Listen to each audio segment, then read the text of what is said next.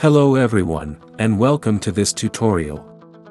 In this YouTube video, I'll show you step by step how to install, configure, and test VSFTPD.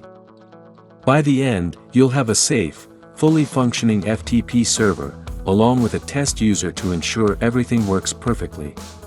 VSFTPD, which stands for Very Secure FTP Daemon, is considered one of the most secure FTP servers. To install it, just enter this command.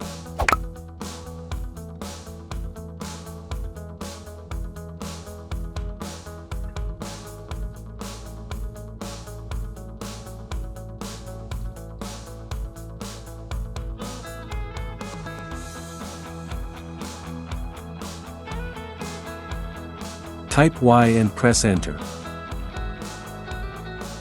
Yes.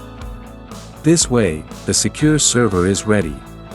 After installation, we need to open the VSFTPD configuration file and apply some security settings.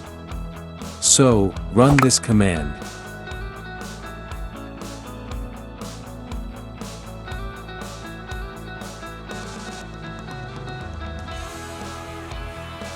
Find these values in the file to change or add.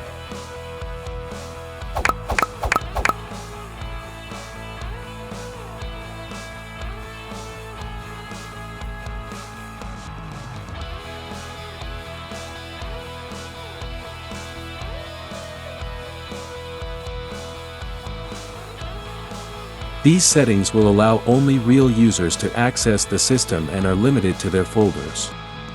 Save the changes by pressing Ctrl+X, then Y, and it is done. At this part of the tutorial, it's time to ensure it starts automatically every time the system boots. So use these commands to restart the VSFTPD service and ensure it works.